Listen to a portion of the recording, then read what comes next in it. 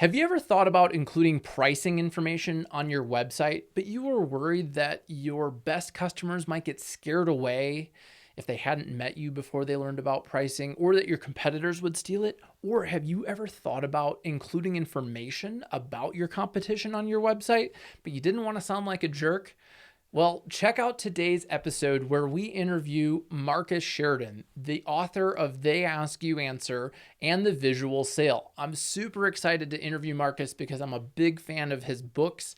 And in today's interview, he goes into the They Ask You Answer philosophy, the methodology that he's created where you share information about pricing, competitions, flaws with your own products and services, and the amazing impact it can have at generating really qualified leads. Plus, I interview him a little bit about his new book, The Visual Sale, and he'll share with you how you and your landscaping company can get started with visual marketing and video. My name's Jack Jostes, and welcome to the Landscaper's Guide to Modern Sales and Marketing podcast. This show is all about helping lawn and landscape contractors get found online by your hell yes customers so you can increase your profit and lifestyle. And this interview, this content will absolutely help you do that. So let's dive into today's episode.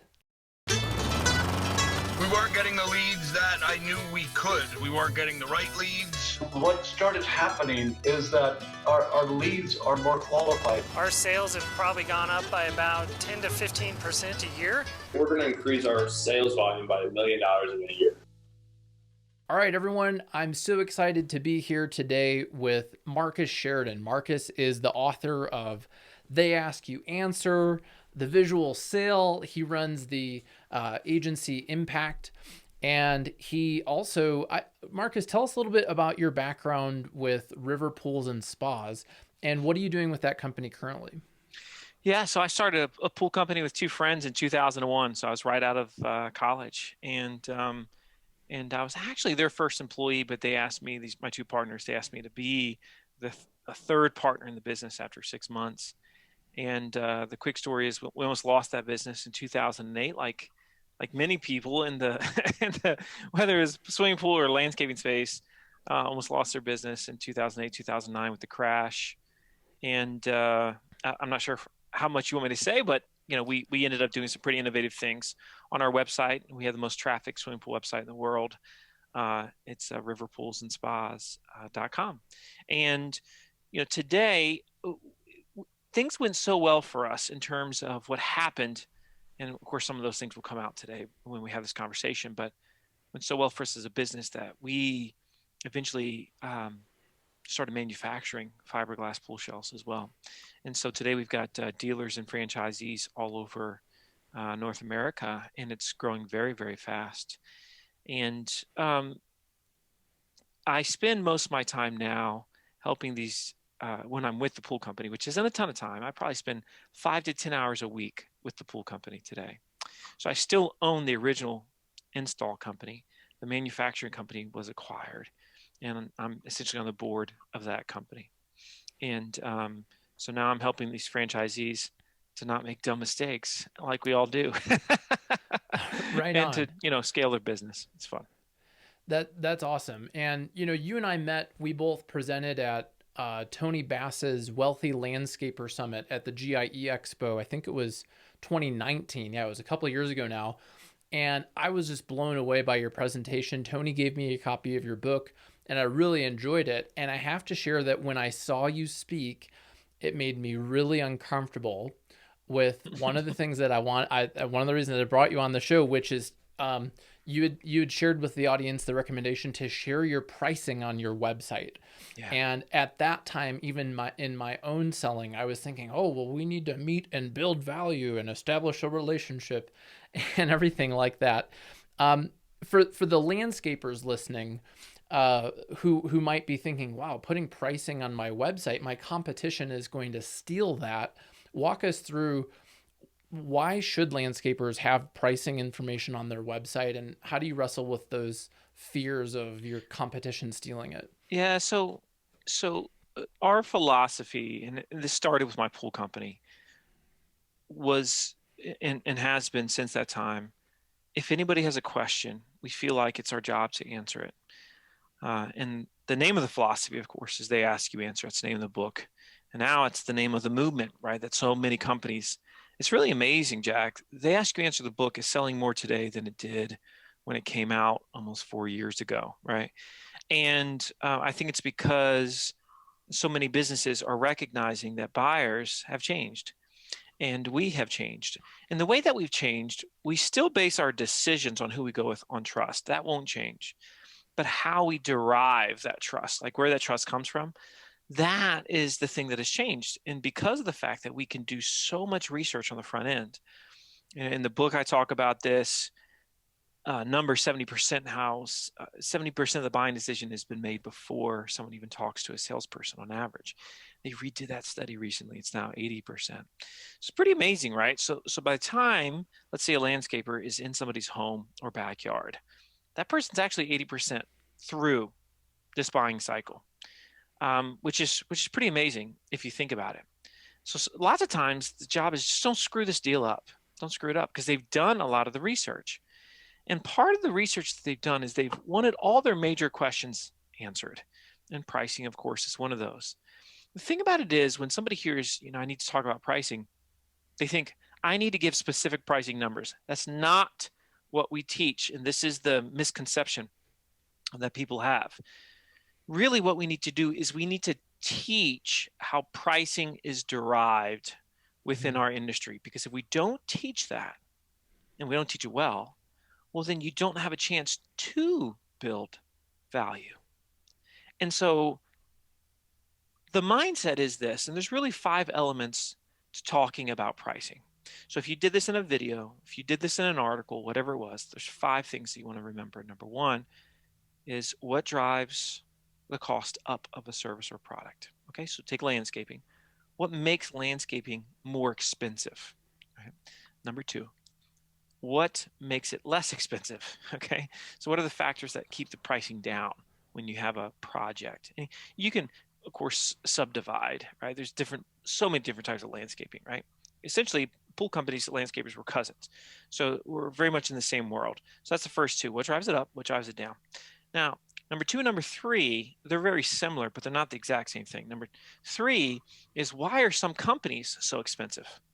So you've got what drives the cost of landscaping up, but you also have what drives the cost of particular landscaping companies up. Number 4, what keeps the cost of some landscaping companies down? So for example, one that immediately comes to mind is some might be licensed and insured, others might not be, right? So that's something that will distinguish costing factors. Now, the 5th element of talking about cost and price and really teaching your marketplace about cost and price is where do you fall as an organization in this conversation, right? And so there's so much to unpack there, but frankly, if somebody said, I've got an extensive landscape project in my backyard. I want to do some patio. I want to do some, shrubbery. I want to do, I just want to do, I want some lighting. I want the works. How much would that cost me? Now, in order to give that person even a recommendation or a suggestion, an estimate verbally, you'd have to say, well, let's look at some of the factors that you need to consider. And you would just talk about those. And eventually you say, well, based on what you just said, my sense is you probably be between, $50,000 and $60,000, let's say hypothetically, $50,000 and $80,000. I don't care what the range is. But now that person has a feel, and they feel better because they have a feel. As buyers, we want to have a stinking feel before we talk with the company. That's a fact. It's inarguable. That's science. That's psychology. And it's our job as businesses to win trust as quickly as possible.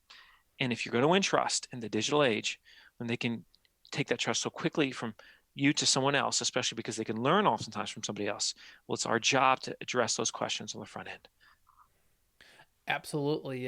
And I think one of the risks of, not sharing pricing is, and you talk about this in the book, is they're going to find this information somewhere, right? And it might be like, I just Googled, how much does landscape design cost?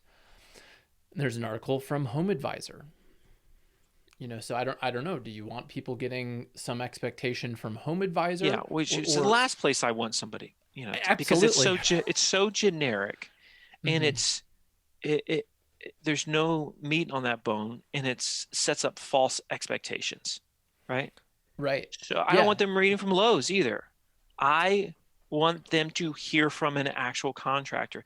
You know what makes me sad, Jack, is when somebody is researching a question about, let's just call it landscaping in this case, and you go to the first page, let's say, of search results, and you see no landscapers. Now that's sad. What that means is you have, as an industry, you've allowed third-party sites to own the conversation. And why do they own the conversation? It's because they're willing to address the questions that buyers have when others don't. That's the fatal flaw. And this is why They Ask You Answer is such a powerful strategy. But you can't be selective with They Ask You Answer. You can't say, well, I really don't want to talk about the drawbacks of pavers. I just want to talk about what's good. Well, no. Because you've been asked before. So what are the drawbacks of pavers? You've been asked. Everybody's been asked that sells pavers. And so if you've been asked, well, you need to talk about it. Drawbacks of travertine. Yeah, I got to talk about that too, because people want to know, and they're going to find the answer somewhere, to your point, Jack. And if they're going to find the answer somewhere, they may as well find it from you. Right. And another great thing is that people are going to Google negative things. They're going to Google drawbacks, negative reviews of Issues whatever. with, Issues problems with. I mean, it just goes on and on. Pros and cons of whatever. And I think that when you are the source of that, including the negative side of it, then people will, like you said, they'll trust you more. Well, to that point, Jack, what's interesting about this is you can tell somebody is serious about buying something when they research what you just said, the negative questions that are being asked in the marketplace. In other words, you don't say, what are the problems with travertine, if you're not interested in travertine. You only research what are the problems with travertine if you're thinking seriously about buying travertine, right? That is one of the greatest indicators of buyer seriousness, is if they're searching for the negatives. One of the, I have a personal question for you, if that's all right. Of course, anything's game. We recently read your book at our book club at Ramblin' Jackson, and our web developer Lou wanted to know, do you have a pet ostrich? I don't have a pet ostrich. I talk about ostrich marketing. Yeah. So for people who haven't read the book yet, that are like, what are they talking about? What's the deal with ostriches when it comes to sales and marketing? So the funny thing is about the ostrich is there's this myth around ostriches that they put their head in the sand, right? And the reason, of course, why they supposedly put their head in the sand is because they feel like, if I put my head in the sand long enough, this thing that's about to attack me will go away. But yet that never actually happens. Right. So how does this apply to businesses? How does it apply to sales and marketing? Has there ever been a question that you get all the time from buyers where you say to yourself, you know what, we can't address that on the website. We'll just wait until they ask us. Hopefully they won't ask us, but if they do, that's fine. We'll answer it at that point. Now that actually worked in 1995, circa pre-internet. That doesn't work in 2021. That's gone, gonzo, right? And so this idea that we can ignore our customers' questions, but still become the voice of trust in our space, no, sir. So that's why we got to make that decision. We've got to make it. Yeah, and so that leads into, people want to bury their head in the sand about their competition, right? They want to pretend that they're never going to find out about my competition, right? And another thing that I liked about They Ask You Answer, that also when I first read it and heard you talk about it, that was uncomfortable, was writing about your competitors on your own website. Yeah. So how can you write about your own competitors without being a total jerk, right? Because I think that's the risk, is you could do it in a way that's like putting them down, talking about negatives, but how can you write maybe an honest review of some of the flaws of your competition without being a jerk? So this is one of those where it's been amazing for me over the course of, because I was talking about the Ask You Answer long before I wrote the book. I was teaching companies Mhm. how to do it long before the book. So I've had so many companies now on their website openly talk about many things: cost, price, competitors, comparisons, all this stuff, which was so unheard of at the time and still is in many, corners of the earth. The thing about the competition, again, it goes back to this core philosophy. Have you ever been asked by a customer, so how do you compare with such and such? Or what are your thoughts on such and such? This could be a competing company, a competing brand, a competing methodology, you name it. Anything that people say, okay, so I'm looking at this, or I heard about this, how do you stack up? So you get those questions all the time. Once again, do you wait to answer them or do you answer them? The other side to this is you don't have to say anything negative about anybody. Yeah, I called the book They Ask You Answer and the philosophy They Ask You Answer, but it could have really been They Ask You Address It really well. But that didn't have the Mm, same ring to it, right? right. Because sometimes you can't specifically answer the question. I can't say exactly how much a fiberglass pool is going to be because of, variable costs, just like a landscaper. But Mhm. can you give ranges based on factors and considerations? Yeah, it's easy. We do that all day long, right? Can you say a particular competitor is located in such and such area? They specialize in this particular thing. They've been around for this long. Here's the products that they carry, services they offer. Here's what they don't carry. Here's what they don't offer. Could you Mm, say those things? Yeah, because they're inarguable. They're facts. So when it comes to talking about direct competitors, which I've done many, many times, I never inject opinion and I don't say negative stuff. Okay? Those are my two easy rules. But the beauty behind it is if you research any of my competitors at river pools today online and you type in like reviews, competitor name, where they mhm. are, oftentimes I'm going to be the first ones that you one of the first ones that you learn from, right? Because once Right. again, that's a conversation that I want to be a part of. I don't want to be outside that conversation circle. I Mhm. want to dictate the terms in my space, right? And so that's what it means to be a thought leader. A lot of businesses don't think like that. I'm just not Mm, interested in leaving my destiny in someone else's hands. So I talk about all the stuff. I like that. Yeah, that's great. And um, one of the things that I wanted to chat with you about was this concept of assignment selling, which Mm. is essentially, if businesses produce video content or an ebook, or they produce some content that will help a client, a potential customer, buy from them before that first meeting.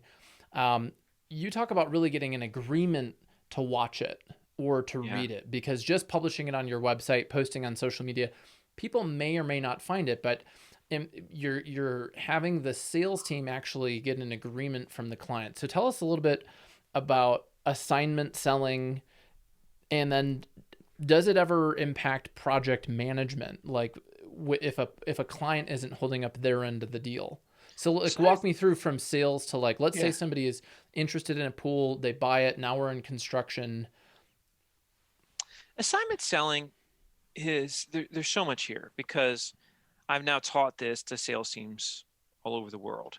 And essentially, it starts with this. If you talk to most salespeople and say, what percentage of the questions you get, especially on your first meeting with a prospect, are essentially the same questions every single time? You're going to hear about 75, 80, 85% same questions.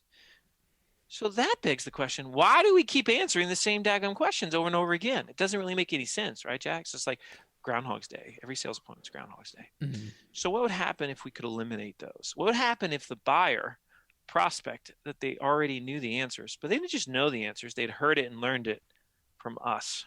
Mhm. How would the sales appointment be different? And so that's the idea. The idea is that you leverage the content you've produced. That's like the key to this. If you don't produce the content, you can't do this, right? So you Right. leverage the content you produce based on the fundamental buyer questions you get all the time. And you use that to move people down the funnel faster. what we found in 2013 was if I got somebody to read 30 or more pages of our website or pieces of our content before the initial sales appointment, when I went into their home back when I was a pool guy, they would buy 80% of the time, which is a pretty astronomical number. If I didn't get them to do that, if they were just passively consuming our information, closing rates were about 25%, which is about average in the pool industry. 1 in 4 appointments will close. And so I said to myself, geez, Louise, what can I do to always ensure that somebody's read 30 or more pages? This will help them. It'll help us. Everybody wins. So that's where assignment selling was born. And so the key to it is 2 parts. You need to explain, it's actually 3, but you need to explain what the assignment is, why you're giving it, and get a confirmation that they're going to do it. And to what you said, Jack, you can't be passive about this. So in other words, I can't say to you, so Jack, I've got this really cool buying guide. I think you're going to like it about fiberglass pools. It'd be great if you could give it a look. See, that's just dumb. That's not effective. You didn't even hear what I said, right? Right. And people are going to have to just like rewind and say, what did you say? I almost didn't catch what he just said. So the way that you do this is you have to be very intentional about it, right? So you have to say something that get somebody's attention, and then you explain the why as you're giving the assignment. You get the confirmation. So it might sound something like this: Jack, you're getting ready to spend a lot of money on a pool. And I know you don't want to make any mistakes. And so as to make sure you don't make any mistakes, I'm going to make sure you're well educated. So this is what we're going to do. I'm going to send you 2 things as we're talking on the phone today. Both these things you're going to like a lot. The first one is a video showing you the entire process of a pool being installed in a backyard. This way you're going to see it. You're going to see what the dig looks like with the patio and all the whole nine looks like. This, you're not going to ask me on Friday, hey, Marcus, what does this process look like? You're already going to know. Okay, so that's the first thing. Second thing I'm going to send you is a buying guide. Now, this buying guide is super helpful to you because it's going to answer major questions that you have that nobody else has answered yet. Like, should I get a heater with my pool? What's the best type of heater? Should it be gas? Should it be electric? Should I get a cover? What's the best type of cover? Should it be mesh? Should it be solid? Like all those questions, it's going to answer. Now, it's going to take you a little bit of time. It's about 30 pages, but I promise it'll be well worth your time. So, Jack, will you take the time to review these things before our appointment on Friday? There's the confirmation, and boom. 90% of the time, Jack says yes. 10% of the time, Jack says no. Either way, I've won because now I've either very much advanced him through the funnel or I've quickly filtered him out of said funnel. Yes. Again, either way, I win. Right. Because if the prospect isn't willing to read that content that you're going to send them or watch a video, how serious are they about spending $50, $60, $100,000 on anything? They're clearly a bad fit because what it means is the single variable that they're basing their decision on, their buying decision, is how much is it, right? They're just straight price shopping, at which point I might as well just send them a quote over email because I'm just wasting my time. I did this when I first started doing assignment selling, Jack. I would call people up the day of the appointment, and I'd say, I was just confirming you'd done that homework that I gave you. And, there's a decent portion of time that people hadn't done the homework. Even though they committed, they hadn't done it. And so I tracked over the course of 6 months how many of those people that hadn't done the homework bought. If you're listening to this right now, how many do you think bought? What percentage? Of course, the answer is 0%. No freaking buddy. I bet. Can you believe that? Now, that makes you say, oh my goodness. And that's what I learned too, that if they hadn't done the homework, I would just delay the sales appointment. Because otherwise, I'm just going to go practice selling. I'm not interested in practicing selling. I'm interested in selling, right? That's what I wanted to do. And right. I had produced the content. It was better content than they could get from anybody in the world, literally. And I had earned the right to ask them to do this for their sake and for mine. And so if they didn't do it, it was a clear indicator that they weren't serious, that they weren't ready, or that we weren't a good fit. But once again, either way, this is a good thing. The last thing I'll say about this right here, Jack, is the greatest day in the life of a business is not necessarily when you know who you are, but it's when you know who you're not and when you know who you're not a good fit for. The headaches that we get certainly in the landscaping business, is when we agree to things that we just don't feel good about. Something about the customer ain't right. Something about the job ain't right. Something about what they're asking for ain't right. But oftentimes we take the job. Why do we take the job? Because we think we need the money. Because we're wondering, is the faucet going to get turned off at some point? But then we take the job, and then we start having the stress, and we wake up and we're pissed because we got to go back out to that job site, and we say to ourselves, the money wasn't worth it. That's why we have to learn to say no. It's more important than learning to say yes in business. I agree. And the real beauty here is of a video that you produce is that you can make it one time and it can be watched hundreds or even thousands of times. And you can delegate that to other people on your team. So it's a gift that keeps on giving, man. That's a great thing. Your new book, The Visual Sale, How to Use Video to Explode Sales, Drive Marketing, and Grow Your Business in a Virtual World, came out last night. It's very current information about how to sell during a shutdown when people don't want to meet with you in person, but you can still sell to them. What would you say if you had one tip about video for landscapers? And towards the end of the book, you talk about people who say, well, I'm not good on video. Right? A lot of landscapers have been selling in person for years, and they often tell me, oh, Jack, I've got to meet with people in person so that I can charm them and woo them. And that's part of my selling process. What advice would you have for them to simply get started in the new virtual world of using video in sales? Yeah. Once again, I think in terms of questions, right? And I would say to somebody, is it possible that you don't have to meet with them on site to charm them, to woo them, to win their trust? Now, of course, the answer is yes. Yes, it's possible. Okay. So if you were to do that, how would you do that? Well, you're going to have to stand out. How do you stand out? And then it starts to manifest. And of course, one of the ways to do that is that you show it. You're like, what's it? It's everything. Everything about you, about what you do, how you do it, your people, your staff, your products, your services, your processes, show the thing. And by showing the thing, you can do so much. Video is really in so many ways the future of the way we sell. Not just video, but visual. And I am very, very interconnected at this point with the landscaping world. I'm very close with certain groups in the landscaping space. I know many landscapers that sell virtually right now and are very, very effective with it. With my pool company this year, well, in 2020, after COVID, 100% of our deposits came before we stepped foot on somebody's house, before we stepped foot in the yard.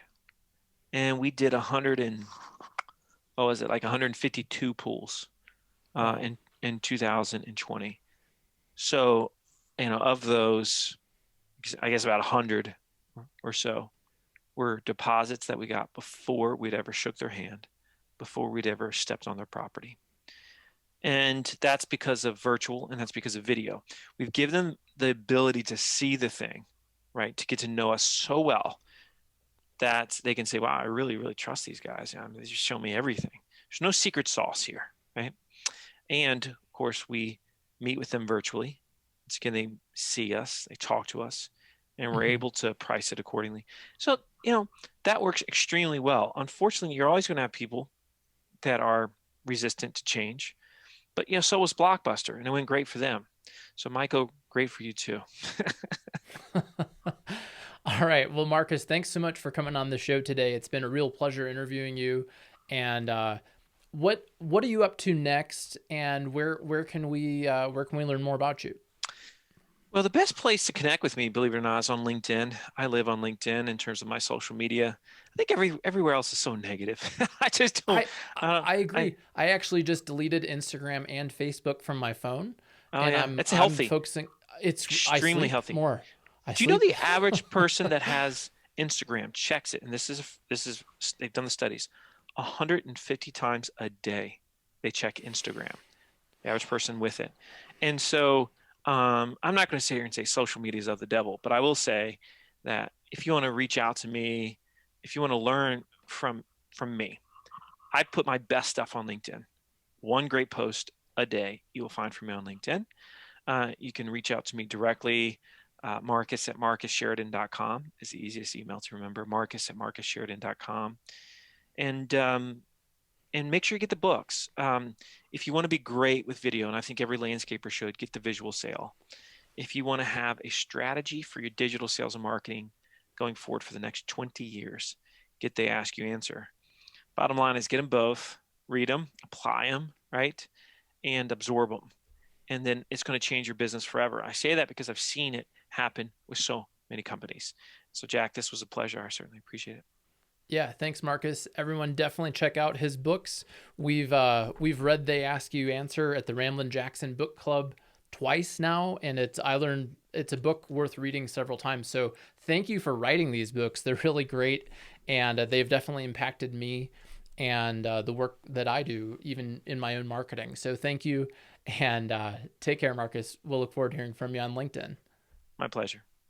Like I mentioned in the interview with Marcus, we've actually read Marcus's book twice as part of our Ramblin' Jackson Book Club, where we read cool books and meet and talk about it and brainstorm ideas. And I certainly had a ton of takeaways from the book. And here are a few key takeaways from other ramblers. I think the biggest takeaway for me was the key message of creating trust and all the variety of ways that you can do that. But the biggest one being just identifying, potential customers or prospects' fears, worries, concerns, and addressing those. And, it's a big part of what I see, Ramblin' Jackson doing a really good job of already.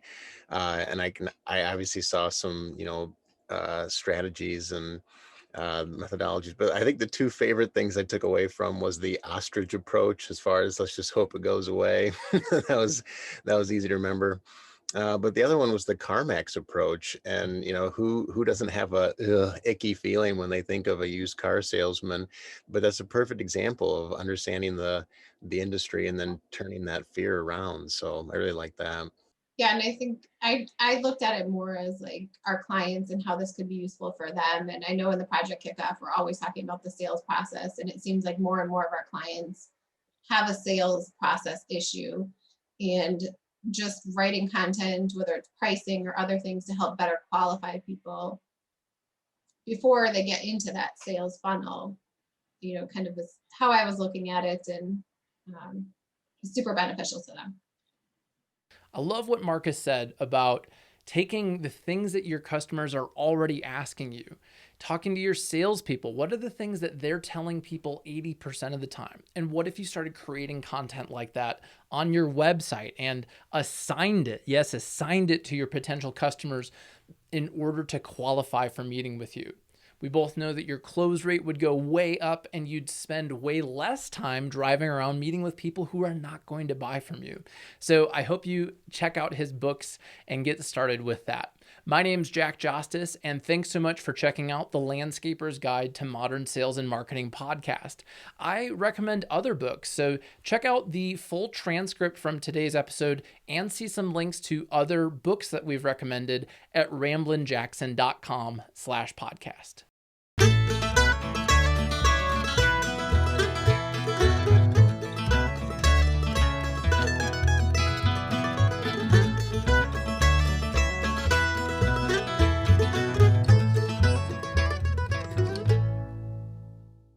Uh-oh, was I in focus? Hocus pocus. I hope is that this camera can focus.